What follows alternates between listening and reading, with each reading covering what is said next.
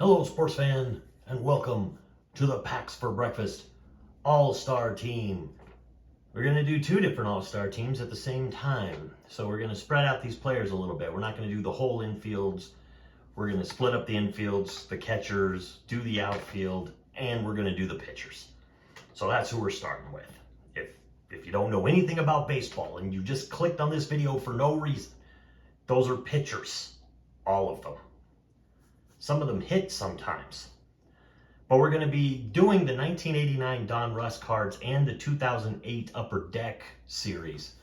We're going to do them at the same time, talk about them. These are the people that we came up with when we did our live stream on Sunday morning.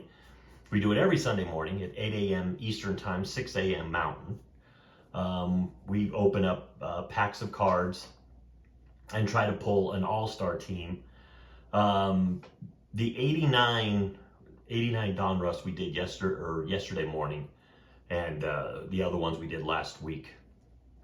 So I'm behind on the 2008 Upper Decks.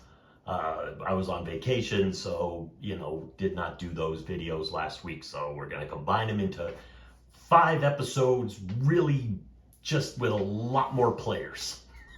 So the 89 Don Russ, we picked Orel Hershiser. Now, we had Curt Schilling and we had Dave Stewart come up. All of those pitchers have started for us. I think even Orel Hershiser has started. And we kind of asked the question, if you had one game at the peak of their abilities, which pitcher would you take? Well, you don't think about him. But when Orel Hershiser threw 59 straight scoreless innings, he was the best pitcher in baseball. I mean, he was unbelievably good. He was, I think, the year of these cards, or the year of these cards, it was 1988 season for the 89. And in 88, he went 23-8 with a 2.26 ERA and won the Cy Young. He was incredible that season.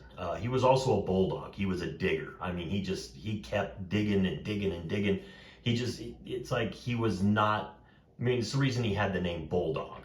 Because he wasn't gonna, once he got his teeth into it, he isn't letting go. So for Orel Hershiser, he had 204 wins and 150 losses, 3.48 career ERA, 2,014 strikeouts.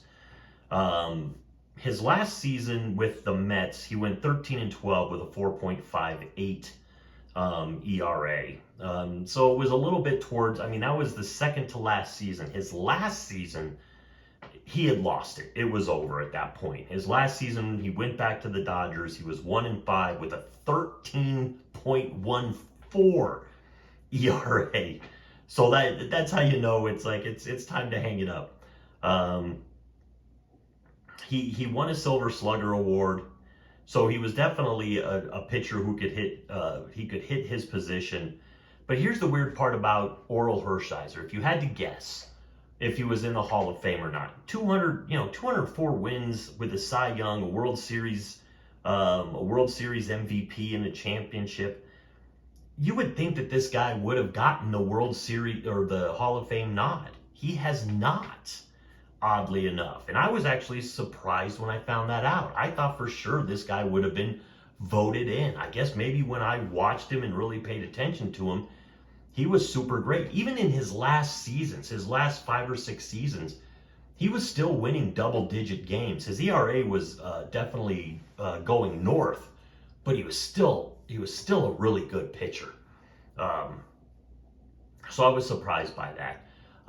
So one game, I would, out of Curt Schilling and Orel Hershiser and Dave Stewart, I'll take Orel Hershiser, because I just think that, he's just got that kind of tenacity. Now what we're looking at is we don't have any closers. We could have picked up John Franco, who I would have wanted as my closer, but that card didn't get put in the pack of cards that I got, so it's like we don't have him up there, but he would have been my closer for this. But since he's not up there, we won't talk about him much. Maybe we'll get to talk about him in the future if we do more of these older sets. But in the 08 Upper Decks, we have 2 very good pitchers in Justin Verlander and CC Sabathia. Now, CC Sabathia was just voted to the Hall of Fame. He just got in, and deservedly so. 251 wins with 161 losses, 374 ERA, 3,000 plus strikeouts. He won the Cy Young in 2007. He won a World Series in 2009. The year that he was traded, now remember, this is a guy that started out with, of course, the Cleveland Indians. And the year that the Indians traded him, they traded him to the Milwaukee Brewers. Because the Milwaukee Brewers, I guess, were in a playoff push.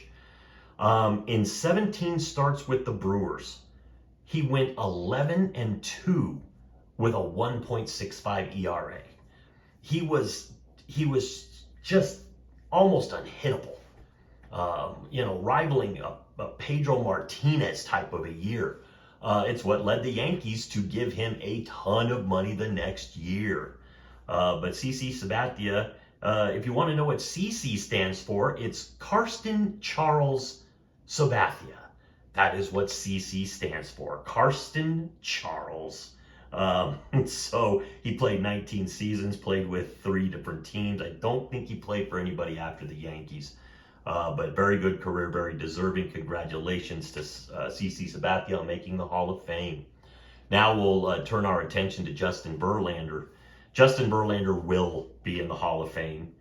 He's already played 19 years. He just signed a 1-year, $15 million deal to play with the Giants. I think he really wants to prove that last year's 5-6 with a 5.48 ERA is not what he's capable of. He battled injuries last year.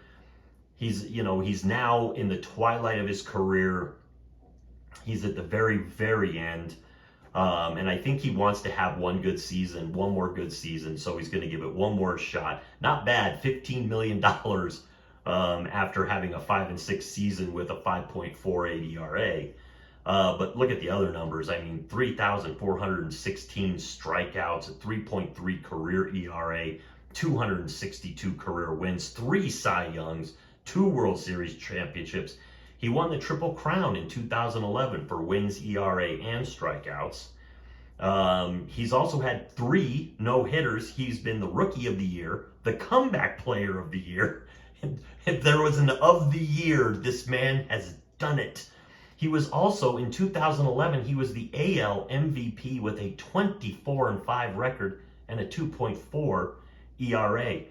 That tells me, Mr. Verlander, you, sir, will be in the Hall of Fame. Although, as great as you are, there will be some dork that thinks you are not deserving so that you do not get 100% of the vote, which is what happened to Ichiro recently, which ticks me off, but I'll be able to talk about that more later.